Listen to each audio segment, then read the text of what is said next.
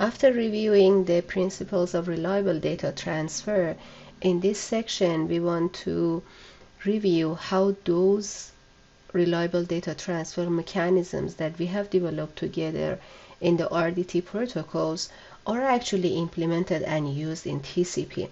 So if you remember, we have discussed a lot of mechanisms on how to send data reliably over a channel that can lose and also that can lose some data and also has a lot of error. So we also talked about the pipelining, specifically the go backend and selective repeat protocols to increase the performance. And just to remind you again, the go backend is actually the one that is more similar to how TCP is implemented. So if you remember, the TCP in the communication, it's basically the communication between two processes that are talking to each other from the sender and receiver. The processes in the application layer are talking to each other. They write data and also they read data from their sockets, and then they send this data through the sockets to the TCP. TCP has a buffer there that can that can store some amount of data, and then after it receives and it makes the segments, it just opens up a pipe like between the sender and receiver. So then that is considered as the reliable abstraction that we are talking about. And then the data is sent, and this is actually a stream of data that is sent. So just if you think about it as a pipe, then it's a stream of the data, and you will see what does this stream of the data mean, but that's a very important abstraction in TCP. So TCP is a point-to-point protocol. It's basically the protocol for transmission of the data between one sender and one receiver. It is reliable in order and byte stream. So basically it means that there is no specific message boundary, and it has a full duplex. So it sends bidirectional data in the same connection, and it has a maximum segment size that we show it with MSS. So TCP uses cumulative ACKs. If you remember from the go backend protocol, basically that means that if an ACK is sent, all the packets or all the sequence numbers of that of the previous ones, including that number, are received. So if an acknowledgement, for example, is not sent specifically, is not received by the sender for the sequence number 8 and 9, for example, but then the sender receives the acknowledgement for sequence number 10, it means that the sequence number 10 and all of the previous ones has received without any specific error at the receiver side. So this is the meaning of the cumulative ACK.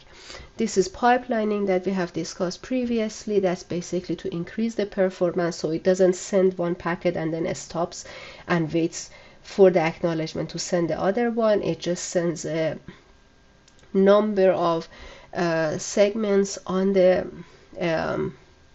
fly, and then it has some specific mechanisms such as the cumulative ACK to make sure which ones are received and so on.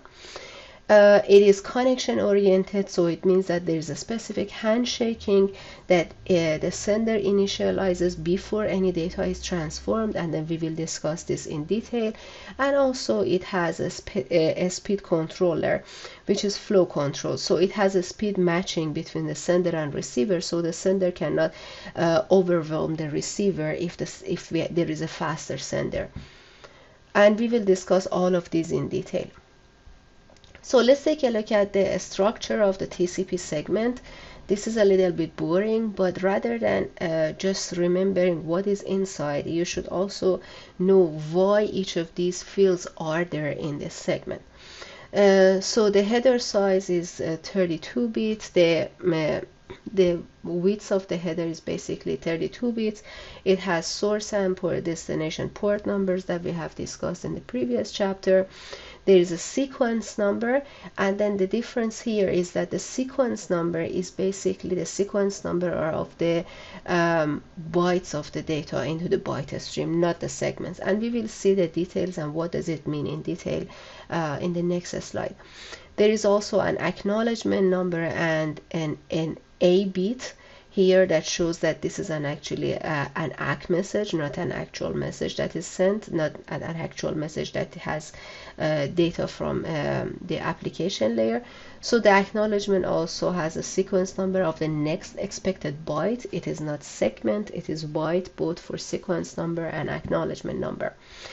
Then there is an actual data. This is the payload, the application data that is that wants to be transmitted using the TCP. There is internet checksum for checking the errors, and there are some options with variable lengths, but we are not discussing here. And because there are different options that can be added to the TCP header, so there is also a specific length that that is dedicated in the TCP header. So that shows what is the length of the TCP header.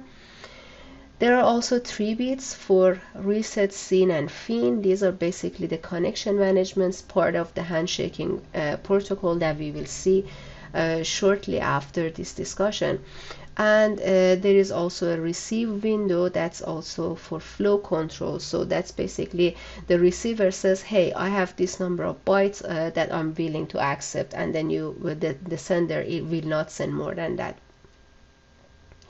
There is also two bits C and E for congestion notification that we will see in the next videos, and there are also some urgent data pointers and 2 other bits related to that it's not actually used in reality.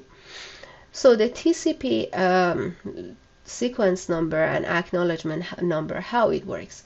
The sequence number is basically the byte stream number of the first byte in the segment's data, and we will see it shortly, but just take a look at here. So if you remember the go back end, there are some, this is the sender sequence number space, then these are the segments that are sent, and also the acknowledgement is received. There are some segments or sequences, basic byte streams, that are sent, but their acknowledgement is not received yet. That is shown with yellow. Then there are some usable ones based on this window size that this sender can send those number of bytes, and there are also some other that cannot be used for the moment.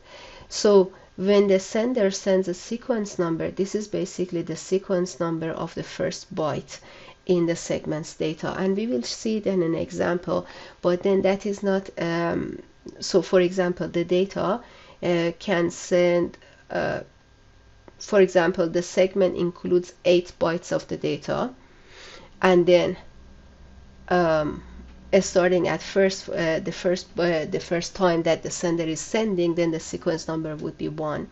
So this is kind of very important, and we will see it in some of the examples that we are going to discuss. And for the acknowledgement, basically this bit is turned on, so to show that this is an acknowledgement, and then the sequence number of the next byte that is expected from the receiver side is sent. And just to remind you again, this is an accumulative ACK.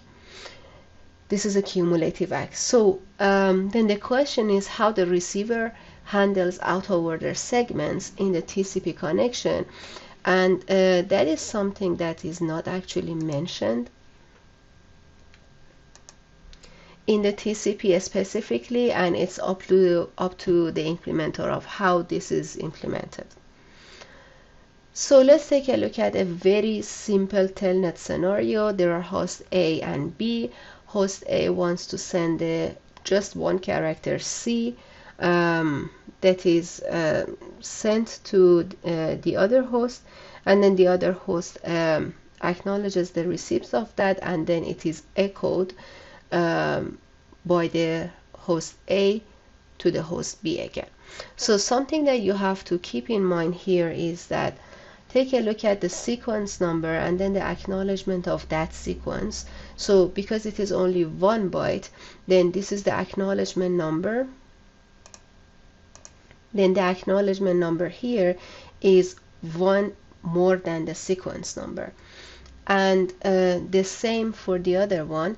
So when from the host B to host A, when the message is sent, it is sent in sequence number 79, and that was the start.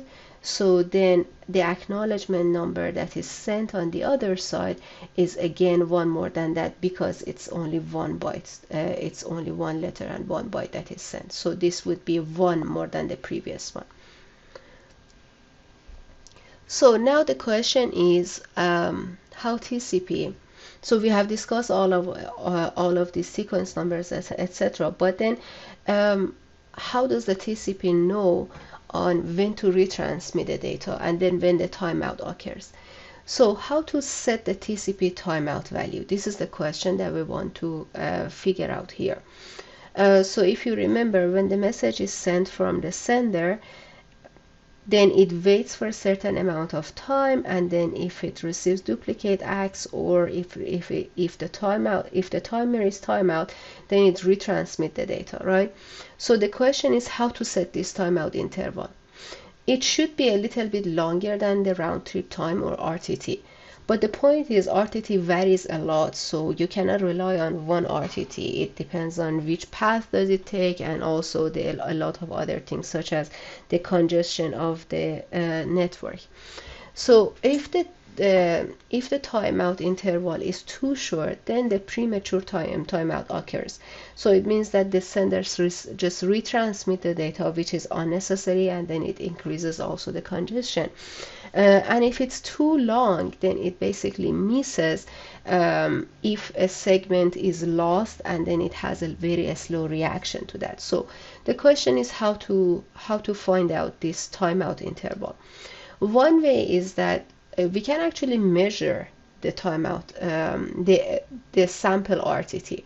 So we can measure, just the sender sends a segment, transmits it, starts the timer, and then until it receives the acknowledgement, then it measures what was the RTT. We call it the sampled RTT.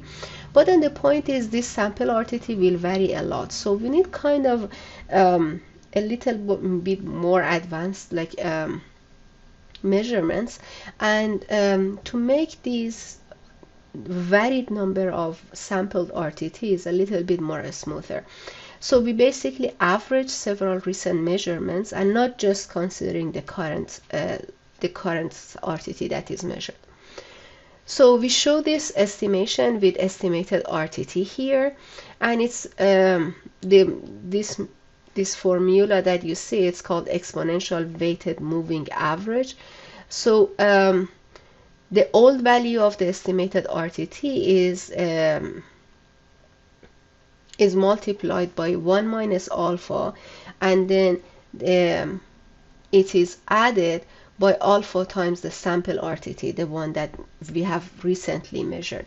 So this alpha is basically used to decrease the past samples, and then also increases the more recent samples. So that estimated RTT basically varies based on, for example, the congestion in the network. If it's too congested, then this estimated RTT would be different than when the time that this RTT is very, very short. This sample RTT is very short, and then it basically also influences the past samples, that they decrease exponentially fast. So we want to have more weights on the sample RTT. So the typical value for the alpha in practice is 0.125, and this is one of the smooth measures of the host from Massachusetts to a host in France, and the blue ones are the actual measured RTTs, and then the pink one show here, the pink graph shows the estimated RTT. That shows kind of a smooth over time. So RTT, but also other than just estimating this, also increases the estimated RTT by a safety margin, because this estimated RTT again varies a lot. So just look at here, it really varies a lot. So the point is that it cannot rely on that estimated RTT. So it also adds a safety margin to yeah, and then the larger this variation, then the larger the safety margin would be. So then the timeout interval would be actually the estimated RTT plus 4 times of the deviation from that RTT, and then this is the dev RTT would be the safety margin that is considered here. So how does that work? This is also, again, the formula is shown here. That's basically the smoothing function of the sample RTT that we have discussed in the previous slide, and then deviation of that from the estimated RTT. So how much that sample RTT from the estimated one deviates times a smoothing factor plus the deviation RTT times 1 minus beta. And then beta would be typically 0.25. So now we have discussed a lot of these things about the sender and receiver, and then the sequence numbers, and the how the RTT time is expected. So we want to take a look at the TCP, reliable data transfer, and how does it actually work. So this is a review slide, so don't worry about it too much. You probably have seen all of it, and you probably remember all of the contents. So this is a review slide before we want to go and see what are the events, and then what happens at each of the events at the TCP in the TCP protocol. So TCP creates an RDT service, reliable data transfer service, on top of the IP's unreliable service. This is pipeline segment, so it means multiple segments that are sent on the fly, and then it doesn't wait until it receives the acknowledgement for each single one. It works with a cumulative ACK, and then it has a single retransmission timer. So the retransmitters are triggered by if a timeout happens or duplicate ACKs are received. So to see a very simplified version of this, let's ignore a lot of details and ignore duplicate ACKs, and then also flow control and congestion control, and just we will consider in the next slide on how the simplified TCP sender happens.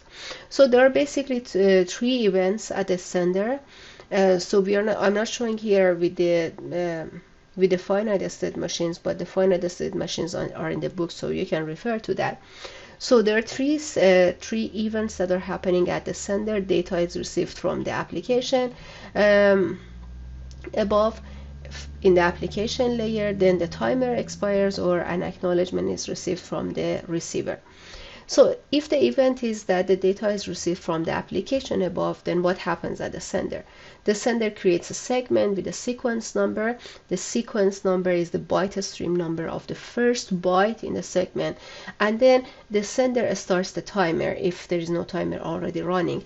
And the simplest way to think about is that if there is only one single timer for the oldest unacknowledgement segment, and a lot of details and implementation and variations of this can be when in the different implementations. So the expiration interval also is the timeout interval that let's show it here. So if a timeout event happens, then the sender retransmits the segment that caused the timeout and restarts the timer. And if an acknowledgement is received for a previously unacknowledgement segment, then it updates what is known to be acknowledged and also starts the timer if there are still some unacked segments. So at the receiver side, we will show these events and actions at the receiver side with this table. So if at the receiver side for the TCP, we want to see what is the event and what is the action from the receiver that is happening by each of those events. So if an in-order segment with the expected sequence number is arrived at the receiver and all the data up to that expected sequence number has also already acknowledged, this receiver doesn't send the delayed acknowledgement immediately. It doesn't say the acknowledgement immediately. It just delayed the acknowledge. It waits for almost half a second for the next segment, and then if there is no segment coming, then it sends the acknowledgement, and it helps in reducing the number of acknowledgements, that is unnecessary acknowledgement, that is sent over the internet. So if an in-order segment with the expected sequence number arrives at the receiver side, and then it's basically the continuous of the previous one, so one other segment that has acknowledgement pending, so let's say the next segment arrives, and then it is within half a second of the previous segment arrival, then it immediately sends a single cumulative acknowledgement for both of the in-order segments. If an out-of-order segment is arrived, and then the expected sequence number is high, and then the sequence number is higher than what it was expected, so a gap is detected here, and it immediately sends a duplicate acknowledgement indicating the sequence number of the expected byte that it was, of the sequence number of the byte that it was expected. And finally, if a segment arrives and then it partially or completely fills the gap, it sends an acknowledgement immediately, and it provides that segment basically it starts at the lower end of the gap, right? So the first row is pretty important one, and we had a simple question from this in the last year, I think, midterm exam. So you might want to know what happens, and it just doesn't send immediately the acknowledgement. So I stopped the video here, but before that, before going to see some retransmission scenarios, take a look at this scenario, think about it, and then after that we will discuss about this scenario and what happens in the next video. So we wanna know what happens, and then retransmission scenarios. So there's host A and B. The first scenario is that an acknowledgement is lost. So the vertical line shows the time, and then there is a sequence number, and the sequence number is 92. Then there is 8 bytes of the data. I want you to go back to what I mentioned previously and think about what would be the acknowledgement number, remembering that the sequence number is the number for the first byte in the stream. So what would be the acknowledgement number here? And then the same thing, what is the sequence number here after the timeout that it retransmits? So it is 8 bytes of the data. It is very important. This is 8 bytes of the data. And then what is the acknowledgement? So these kind of questions about sequence number, different number of bytes, and then the acknowledgement, this is also a question that you will see in your midterm. So in the second scenario, a premature timeout happens. So I want you to think about, other than just what are the sequence number and then the acknowledgement numbers, what happens, and also what is the rest of this. So what happens here? So please think about it, try to work on it, and then watch the next video.